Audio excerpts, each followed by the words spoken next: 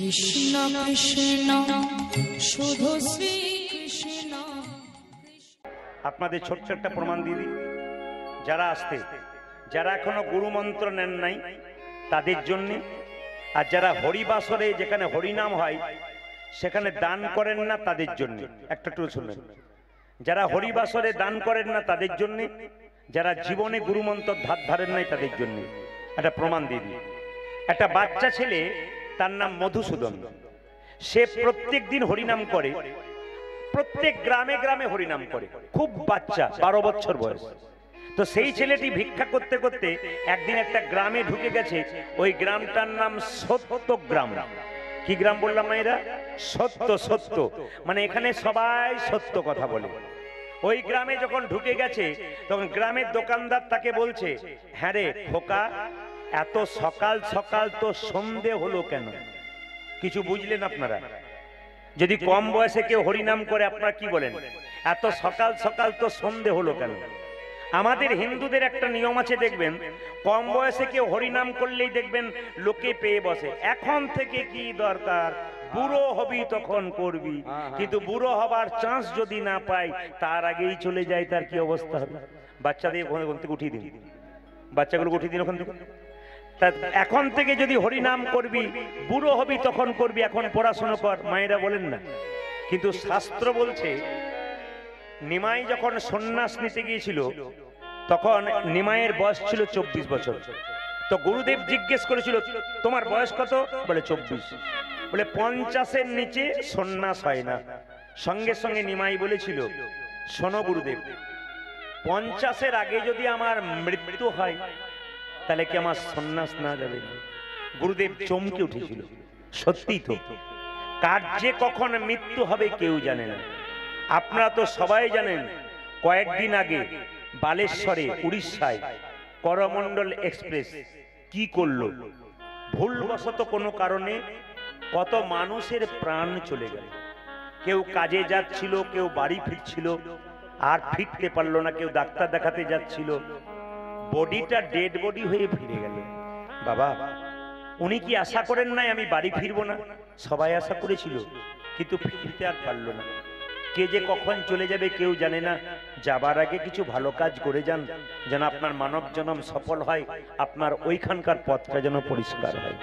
এই জন্য আপনারা আজ হরিবাসরে বসে একটু প্রণাম করবেন, স্মরণ করবেন। এই দুর্ঘটনাতে যারা নিহত হয়েছেন তাদের আত্মার শান্তি কামনা করুন, আর যারা আহত হয়ে আছেন তাদের সুস্থতা কামনা করুন। এবং নিহতের পরিবারকে, শোকসন্তপ্ত পরিবারকে আমি প্রদীপ পাল সমবেদনা জানালাম।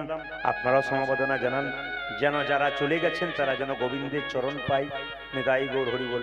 আপনাদের কাছে একটা নিবেদন রইল, কে যে কখন চলে যাবে কেউ জানে না। ছোট্ট ছেলেটা বলে উঠলো, আমার 12 বছর বয়স, সকাল সকাল সন্ধে হলো, তুমি জিজ্ঞেস করলে কেন? বলে এত কম বয়সে হরিনাম করছিস। ছেলে বলল, সকাল সকাল না সাজিলে সন্ধ্যের আগে পৌঁছানো যায় না। যদি সকাল সকাল কেউ হরি ভজন না করতে পারেন বাবা, তবে সন্ধ্যার আগে আর হবে না। যে ছেলে দুটো ইউটিউব করতে এসেছিল, আমার দেখে খারাপ লাগলো, ওরাও করছিল, কিন্তু যেহেতু ক্যামেরা এসছে ওদের একটা ডেট আমি দিয়ে দিলাম। কাউকে বঞ্চিত আমি করতে চাই না, খুব বাচ্চা ছিল ওরা, ওদের ডেট দিয়ে দিচ্ছে। আগামীতে আমি আবার খানাকুলের কাছে আসছি, ওদেরকে আমি ডেকে নেবো, কাউকে ডাকবো না, কারণ ওদের একটা চান্স দেবো আমি। ছেলেগুলো খুব ভদ্র ছেলে, ভালো লাগলো খুব। আসুন একসঙ্গে প্রেম সে বলুন, রাধা রানী কি। সঙ্গে সঙ্গে লক্ষ্য করুন, যে না বলো সকাল সকাল না সাজিলে সন্ধ্যার আগে পৌঁছানো যায় না। মায়েরা, যে ফুলটা গাছে তরতাজা ফুটে আছে ওইটাই গোবিন্দ সেবায় লাগে। যে ফুলটা ঝরে গেছে ও কিন্তু আর গোবিন্দ সেবায় লাগবে না। শরীরে ক্ষমতা থাকবে তখন ভগবানের নাম করতে পারবেন, নাচতে পারবেন, গাইতে পারবেন, দর্শন করতে পারবেন, শুনতে পারবেন। কিন্তু যখন ক্ষমতা চলে যাবে, হরিনাম শুনতে গিয়ে শরীর ক্লান্ত হয়ে যাবে, ভগবানকে নিজের দেহটা দিতে পারবেন না। তাই শরীরে ক্ষমতা থাকতে ভগবানকে দিন, কাজ আছে। ছোট্ট ছেলেটা বললো, এই গ্রামটার নাম সত্য গ্রাম। বলে হ্যাঁ রে, এখানে যাকে জিজ্ঞেস করবি সবাই সত্য কথা বলে। তাই নাকি? আমি তো এমন গ্রাম দেখি নাই যেখানে সবাই সত্য কথা বলে। একবার গিয়ে দেখ না, ঢুকে দেখ, যার বাড়িতে ভিক্ষা করবি জিজ্ঞেস করবি সবাই সত্য কথা বলে। ছেলেটা এখন গ্রামে ঢুকে কীর্তন করতে করতে চলে যাচ্ছে ভিক্ষার জন্য। যেই না দরজায় গিয়ে বললো, কে আছো মা, ভিক্ষা দাও। তাকান, আমি আপনাদের এই ফাঁকে একটা কথা বলে যাব, যাদের বাড়িতে ভিখারি যায়, আপনারা কাল থেকে ভিখারিকে আপনারা ভিক্ষা দেবেন না, আপনাদের বাড়ির বাচ্চাগুলোকে দেওয়া করবেন। কেন বলুন তো? বাড়ির বাচ্চাগুলো যদি দিতে শেখে না, বড়তে তাহলে আপনাকেও দেবে। আর ছোট থেকে বাচ্চাকে এরকম শেখাবেন তো বড়তে বাচ্চাকে বাচ্চা এরকম শিখে যাবে। এই জন্য ছোট থেকে দেওয়াতে শেখান, আপনার কাজ আছে। একজন বুড়িমা, এই যে কে আছো মা, ভিক্ষা দাও। একজন বুড়িমা বেরিয়ে এসে বললো, নে বাবা ভিক্ষা নে। ছেলে মনে মনে ভাবলো এই গ্রামটার নাম সত্যগ্রাম, সবাই সত্য কথা বলে, একবার জিজ্ঞেস করি, ও বুড়িমা তোমার বয়স কত? বুড়িমা তখন বললো, বাবা আমার বয়স 12 কি 13। 12-13 বলতে পারছে না কেন? আমি আগেই বলেছি, জিভ লটপট করছে, দাঁত ভেঙে গেছে, 12-13 বেরোচ্ছে না। বাবা আমার বয়স 12 কি 13, তার মানে 12-13। এখন ছেলেটি মনে মনে ভাবলো, এত বছর বয়স, 80 বছর বয়স, আর তুমি বলছো 12 কি 13, তোমার তো 80 বছর মনে হচ্ছে। বলছে, বাবা শুনে রাখো আসল সত্যটা কি। আমি সত্য কথাই বললাম। অনেক ছোটবেলায় আমার বিয়ে হয়েছে, তো অনেক ছোটবেলায় বিয়ে হয়েছে, গুরুমন্ত্র নেবার সময় পাই না। এই 12 কি 13 বছর আমি গুরুমন্ত্র নিয়েছি, এই জন্য আমার বয়স হয়ে গেল 12 কি 13। আপনারা যারা কীর্তন শুনতে এসেছেন, যারা এখনো অব্দি গুরুমন্ত্র নেন নাই, তাদের মানুষ কুলে জন্ম হলো, কিন্তু ভগবত ভক্তি জীবন শুরু হলো না। যারা এতদিন পর্যন্ত যখন থেকে গুরুমন্ত্র নিয়েছেন, তখন থেকে আপনাদের ভক্তি জগতে বয়স শুরু হয়েছে। আর যারা গুরুমন্ত্র নেন নাই, এখনো তাদের বয়স শুরু হয় নাই। তাই সবাইকে বলবো, আহ্বান রাখবো, যারা গুরুমন্ত্র নেন নাই তারা গুরুকে ডেকে গুরুমন্ত্র নিয়ে নিন। এইবার গান গাইতে গাইতে এক জমিদারের বাড়ির দরজায় গিয়ে বললো, ও জমিদার ভিক্ষা দাও। জমিদার বেরিয়ে এলো, 50টা টাকা দিল। বাবা বললো, বাবা তুমি কত টাকার মালিক? 2-4টা ট্রাক দাঁড়িয়ে আছে, তুমি কত টাকার মালিক? সঙ্গে সঙ্গে জমিদার বলে উঠলো, বাবা আমি 4 বস্তা ধান আর 404 টাকার মালিক। তখন ছেলেটি চমকে উঠলো, মিথ্যা কথা বলছো, 4 বস্তা ধান 404 টাকার মালিক? বুঝতে পারলাম না। বলছে, বাবা যে আমার 4-5টা ট্রাক দেখতে পাচ্ছ, বাড়ি গাড়ি দেখতে পাচ্ছ, এগুলো তো আমার নয়। বলছে, প্রতি বছর হরিনামে 4 বছর ধরে আমি 1 বস্তা ধান আর 100 টাকা দিয়েছি। 4 বছর ধরে 4 বস্তা ধান আর 404 টাকা দেওয়া হয়েছে। এইটাই কিন্তু যত আয় হলো তত ব্যয় হলো। হরিনামের ব্যাংকে জমা বলতে 4 বস্তা ধান আর 404 টাকা ব্যয় হয়ে গেল।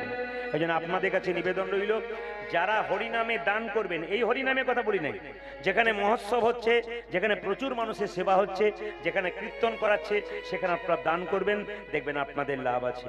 তাই আসুন আজকে সবাই মিলে গুরুমন্ত্র যারা নিয়েছেন তারা তালি দেবেন, যারা নেন নাই তারাও দেবেন। রাধে রাধে। বাহ বাহ।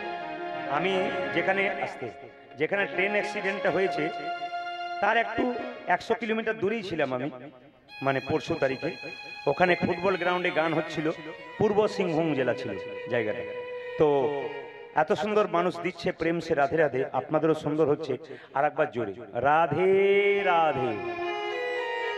আমাকে একজন বললেন বাসায় গিয়ে, দাদা আজকে কি পালা হবে? তা আমি বললাম, পালা টালা তো আমি জানি না। উনি বললেন, পালা জানেন না? বললেন না। তাহলে কি জানেন? বললাম, লীলা জানেন। লীলা? হ্যাঁ। আস্তে আস্তে। তা যারা প্রকৃত কীর্তন ভক্ত এখানে আছেন, বয়স্ক বাবারা আছেন, যারা প্রতিনিয়ত কীর্তন শোনেন, তারা কোনদিন কীর্তনিয়াকে জিজ্ঞেস করে না কি পালা হবে, কি বলে বিষয় কি হবে, লীলা কি হবে। পালা কিন্তু নাটকের হয়, যাত্রা হয়, আপনারা সবাই জানেন। আর পালা আমাদের জীবনে দুটো হয়, একটি আসার আর একটি, জোরে বলুন, অনেকে ভয়ে বলছে না যাবে না বলে, একটি আছে আসার, একটি যাওয়ার। বেশ, এবার ঠান্ডা মাথায় উত্তর দিন আপনারা, যারা কীর্তন শুনতে এসছেন তাদের কোন পালা শেষ হয়েছে, আসারটা না যাওয়ারটা? জোরে বলুন, আসারটা। বাকি আছে কোনটা? জোরে বলুন। এতই যদি বুঝছেন যাওয়ারটা বাকি আছে, তাহলে সাদা চুলে গোদরেজ নিচ্ছেন কেন? এত যদি বুঝছেন, দেখবেন আমাদের দরজা দিয়ে মৃতদেহ নিয়ে যায়। বলো হরি, বলো হরি। আমিও প্রণাম করি, আপনারাও প্রণাম করেন। আর কি ভাবেন বলুন তো? ও বোধ হয়ে গেল, আমি বোধ হয়ে যাবো না। পাক্কা কথা, এ সত্যি কথা। আপনার দরজা দিয়ে মরা যাচ্ছে, আপনি প্রণাম করলেন, দিব্যি ঘরে কাজ করছেন। যেমন কিছু মনে করবেন না, যেখানে কসাইখানা ছাগলকে বলি দেওয়া হয় সেই জায়গাতে একটা ছাগলকে কাটছে আর একটা ছাগল দিব্যি বসে বসে পাতা খাচ্ছে, ও বুঝতে পারছে না এরপরে আমার লাইন আছে, ও বুঝতে পারছে না। আমাদের অবস্থা সেই রকম, আমরা দেখতে পাচ্ছি যে কাতারে কাতারে মানুষ চলে যাচ্ছে, মরে যাচ্ছে, আমাদের বাড়ির পাশের, আমাদের গ্রামের সবাই চলে যাচ্ছে, কিন্তু যে মরে যাচ্ছে সে মরে নাই, সে শিক্ষা দিয়ে যাচ্ছে। আমাকে দেখে শেখো, আমি যেমন হেলতে দুলতে মাচাই চলে চললাম, তুমি ভাই যতই সংসারে মেতে থাকো একদিন আমার মতো হেলতে দুলতে নেতাই গৌর হরি বল বলে চলে যেতে হবে। আজকে সেই চলে যাওয়ার লীলা আজকে আপনাদের বলে রাখি। যে লীলাটি গাইব সেই লীলাটি তিনটি নাম। একটা নাম হচ্ছে দুঃখী কৃষ্ণ দাস, দুটো নাম হচ্ছে প্রভু শ্যামানন্দ। একটা দুঃখী কৃষ্ণ দাস, প্রভু শ্যামানন্দ, আর একটা নাম আছে, লীলা শেষ হলে আপনারা বুঝবেন। তো সবার কাছে নিবেদন রইল, এটা তো হুগলি জেলা, কালকে ছিলাম মেদিনীপুরে। তো মেদিনীপুরের একটা জায়গা আছে যেখানে বড় রেল স্টেশন আছে, ওই জায়গাটার নাম বলুন তো কি? খড়গপুর। ওই খড়গপুরের পাশে একটা গ্রাম আছে, ওই গ্রামটার নাম ধারেন্দা গ্রাম। ওই ধারেন্দা গ্রামে একজন ভক্ত বাস করতেন, তার নাম কি? তার নাম হচ্ছে কৃষ্ণ মণ্ডল, আর স্ত্রীর নাম কি? দুরিকা দেবী। মাইরা, এই যে দেখতে পাচ্ছেন আপনারা প্রবীর বাবুকে, ওনার স্ত্রীকে, দুজনের প্রচন্ড ভক্তি আছে সকাল থেকে। নারীর যদি ভক্তি প্রচন্ড থাকে, পুরুষ যদি একটু কম থাকে, কিন্তু সংসার উদ্ধার হয়ে যায়। মেয়েদের ভক্তিতে, মেয়েদের আচারে, মেয়েদের বিচারে সংসার কিন্তু উন্নতি হয়।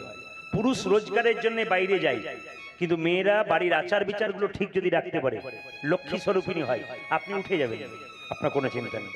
আর আপনি রোজগার করবেন, মেয়ে যদি দারিদ্রতার জায়গায় চলে যায়, আপনার কোনো লাভ হবে না। এই জন্য নারী যদি নারীর মতো হয়, সংসার সুন্দর হয়।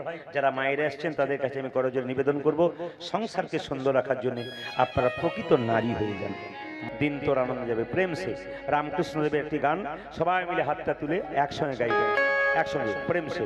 লীলাটি শুরু করবার আগে একসঙ্গে হাত তুলে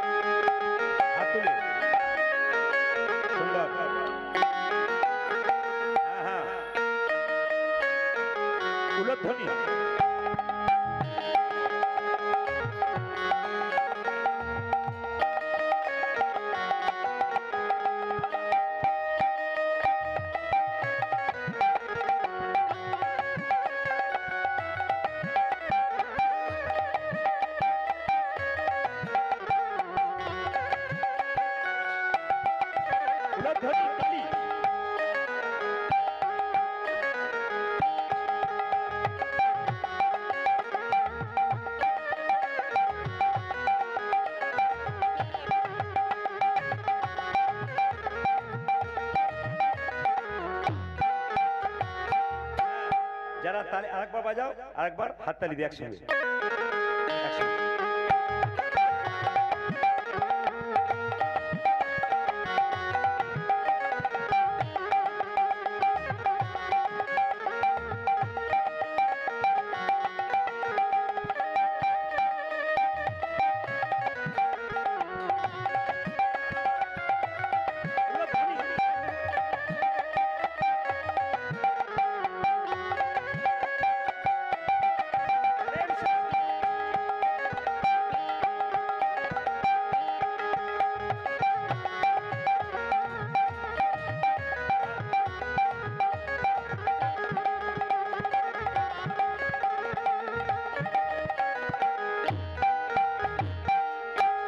সবাই তালি দিয়েছে, দু চারজন বাকি আছে, যারা দেয় নাই তারা ভাবছে যারা দিচ্ছে তাদের আগে কি হয় দেখি, তারপর দেবো।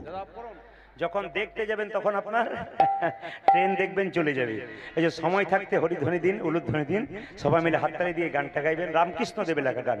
দিন তোর আনন্দে যাবে, যার হাত আছে তিনি তালি দেবেন, যার নাই তার দেবার দরকার নেই। দেখি ভগবান কাকে হাত দিয়েছে, একসঙ্গে। দিন তোর আনন্দে যাবে, ভজবে গুরু নাম, গুরু ব্রহ্মা গুরু বিষ্ণু গুরু ভগবান।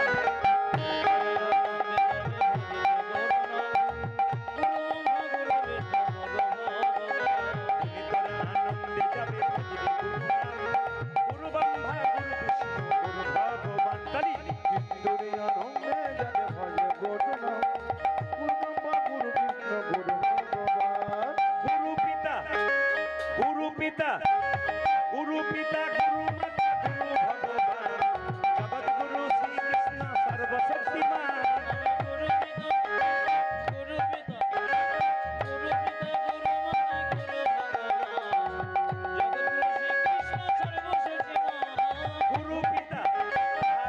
পিতা গুরু পিতা গুরু মাতা গুরু ভগবান জগৎগুরু শ্রীকৃষ্ণ সর্বশক্তিমান গুরু পিতা গুরু মাতা গুরু পিতা গুরু মাতা গুরু ভগবান জগৎগুরু শ্রীকৃষ্ণ সর্বশক্তিমান দিন তোর আনন্দে যাবে ভজরে গুরু নাম গুরু ব্রহ্মা গুরু বিষ্ণু গুরু ভগবান দিন তোর আনন্দে যাবে ভজরে গুরু নাম গুরু ব্রহ্মা গুরু বিষ্ণু গুরু ভগবান দিন তোর আনন্দে যাবে ভজরে গুরু নাম গুরু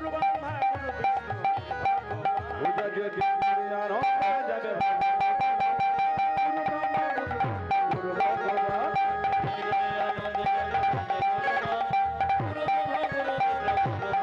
পূজা যদি আনন্দে যাবে গুরু ব্রহ্মা গুরু ভগবান গুরু ব্রহ্মা গুরু বিষ্ণু গুরু ভগবান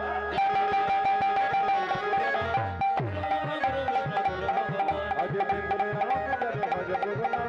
গুরু ব্রহ্মা গুরু বিষ্ণু গুরু ভগবান নয়নানন্দেতে ভনে নন্দিতে ভনে সেই তো সকলি জানে সকলি জনে সর্বসিদ্ধি করতলে করতলে তব। একবার বলুন রাধা রানী কি। আজকে কিন্তু একটু প্রেম সে বলবেন, আমি যে সুরে বলবো সেই সুরে বলবেন, আর গাইতে গাইতে যাচ্ছে ওরে মনি মনি রে কি লাগি আইলি ভাবে ওরে ওরে মনি মনি রে কি লাগি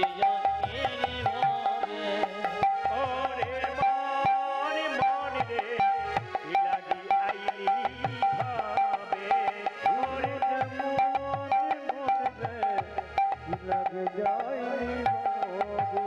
ও তুই মানুষ হইয়া হরিনা ভজিলি মানুষ হইয়া হরিণ ভজিলি মানুষ হইয়া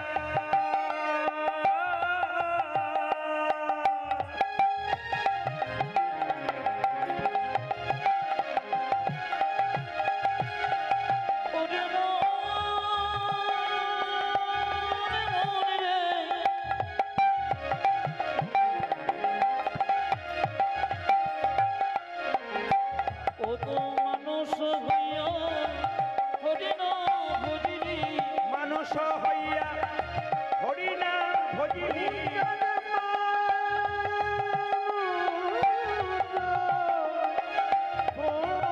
হইয়া হরিনা ভজিলি বিফলে জনম যাবে রে মন কি লাগি আইলি ভাবে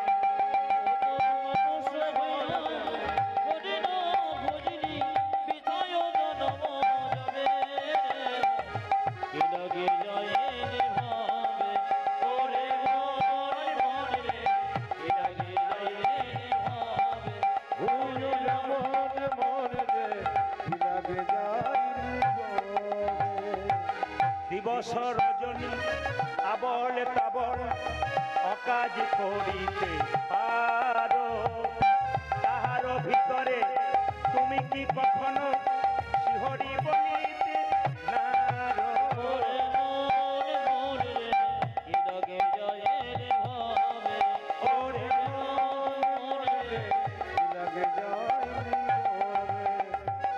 দিবস রজনী আবল তাবল অকাজ করিতে পারো তাহার ভিতরে তুমি কি কখনো শিহরি বলিতে নারো ওরে মনে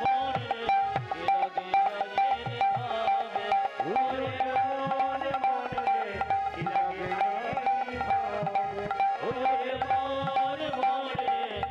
লাগে আইলি ভাবে মাইনা, ছেলেটা প্রথমে ভিক্ষা করতে গেলে একটা গ্রামের বাড়িতে এক বুড়ি মা বেরিয়ে এলো। কে আছো মা? অর্গানটা একটু সাউন্ড দাও। ওই যে কে আছো মা, ভিক্ষা দাও। মায়েরা, একজন বুড়ি মা বেরিয়ে এলো, 80 বছর বয়স। আপনি যদি বুঝলেন যে ফুল সাউন্ড হয়ে গেছে তাহলে আমি কি করব? কোথায়? আর তো আমি তো কমাবার করবো, আমি তো শুনতে এত তোর বক্স আমি শুনতে পাচ্ছি না।